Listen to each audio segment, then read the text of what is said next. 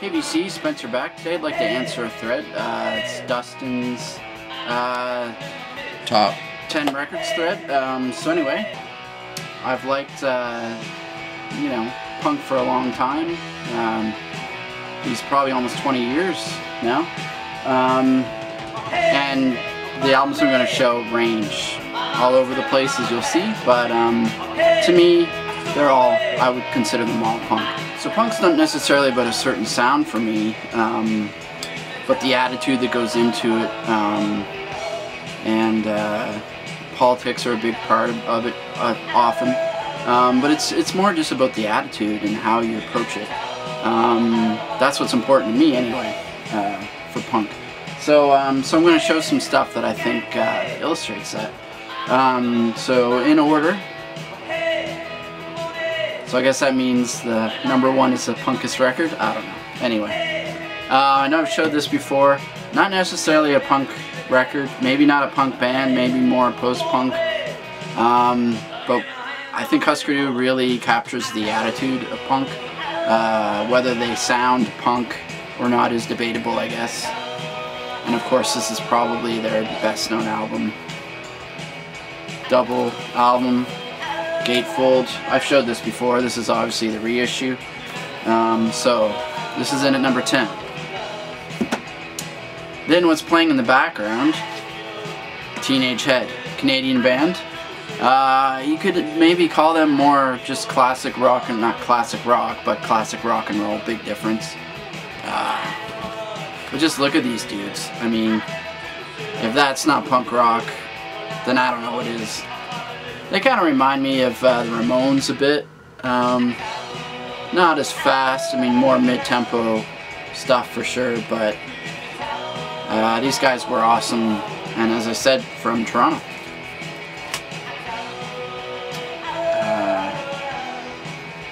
One of my favorite heavy records of all time, Drive Like Jehu. This is Yank Crime. I think I've showed this before as well. I think this is pretty rare now. It does come with the 7-inch as well, with 3 songs on it. And these guys are definitely, you know, kind of in that post-punk genre as well. But just, it's amazing. If you've never listened to Drive Like Jehu, do yourself a favor, seriously. Not trying to sound like a prick, but seriously, this is awesome stuff. Moving right along. Wire, Pink Flag, yeah, I guess that's an obvious one. But, and maybe it's more post-punk again.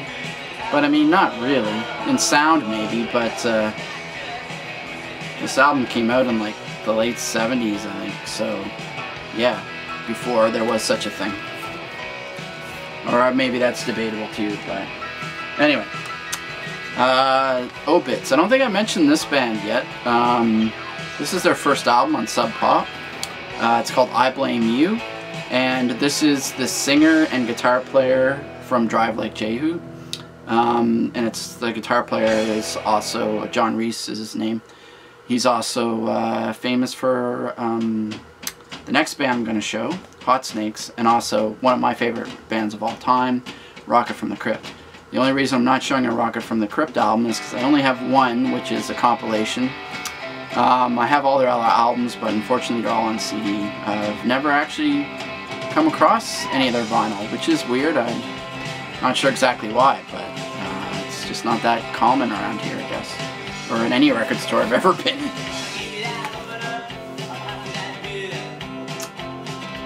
And so yeah, the next band that I mentioned, Hot Snakes.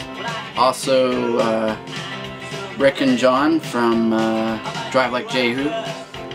And Rick from Obits. This is a live album shortly before they broke up. Recorded in Australia. Really, just, you know, straight up punk rock. Recorded at the ABC Club in 2005. And these guys are recently reunited, and man, I wish I could see them play. Maybe someday.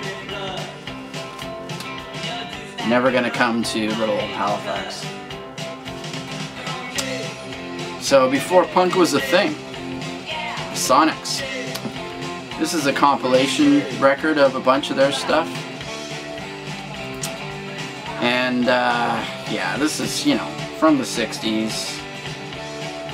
This is obviously a reissue, so I'm not sure exactly when most of these songs were recorded without doing some digging, but it's mostly a bunch of covers, because, you know, that's what bands did back then. But just the way they play them, I mean, it's so fuzzed out and just, you know, attitude, and it's really, really cool. I was so surprised when I put this on for the first time. Really good stuff, and in my opinion, very punk rock. Probably obvious again, and this is 4 records for my, this is number 8. Sorry, I haven't been counting. Clash. I mean, once again, it's all about the attitude, and with these guys, it was very political. This is obviously the reissue of the self-titled, but then I did manage to steal some of my dad's Clash records. So we got Combat Rock, and these are, you know, well, old anyway. I don't know if they're, you know, original pressings or not. They're Canadian pressings probably. London Calling. It's a double. He's got a couple others that I gotta get off him too. I mean, I remember when I was a kid just loving this, the artwork of this. It just it was like nothing else I'd seen at that time, you know? I mean, there's a cowboy dead, bleeding, with vultures eating him, and then some dude in the background just watching. Like, that's pretty messed up when you're a little kid, so awesome. Totally shaped who I am, I think. So yeah, number 9. Definitely one of the punkest bands to come out in the last couple of years, I would say. Off. This is their first 4 EPs. I'm sure most of you know about this by now.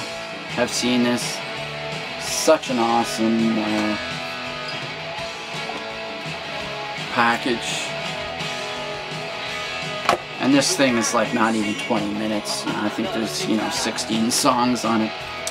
So, of course, Keith Morris is in this band, who was famous for Circle Jerks and Black Flag. And then we've got Mario on drums. He also played drums for Rocket from the Crypt and Hot Snakes. And then Earthless, is that what they're called? A bunch of other bands. Anyway, awesome drummer. One of my favorite drummers, actually. Just show all the artwork's pretty awesome. And there's a little booklet with it too, and I'd love to pick up their new album, but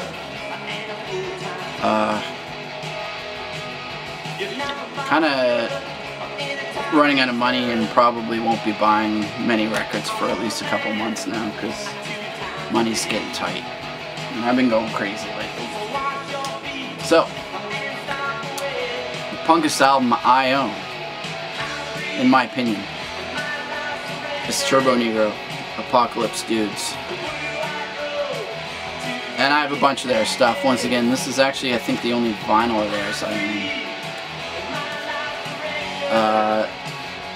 How awesome is that? How punk is that? I think that's very punk rock. And I gotta show you the insert because it's amazing. And those guys, you know. I mean, come on. Happy Tom, dressed like a sailor. That's... doesn't give a fuck. That's punk rock right there. Once again, if you guys have never heard this album or heard this band, then you should really, and you like punk at all, you have to check them out, because they're amazing, you know? They're really, also the album after this, Scandinavian Leather, is amazing. I mean, all their albums are good, but Those two, in my opinion. And I haven't really heard their new one yet. But I know it's getting great reviews, so eventually I will pick that up. That's upside down. And I just love these labels too. That's awesome. So, I think that brings me to an end of my top 10 punk albums. And just one last thing, just so you know where I'm coming from. That was me when I was 16. So yes, I used to be more punk in other ways with the mohawk. Anyways, silly stuff, but it was all in fun. So anyway, Dustin, there's my contribution to your thread. Enjoy your videos, even if we're not always on the same page. You know, you definitely got good taste. So anyway, there you go. Thanks.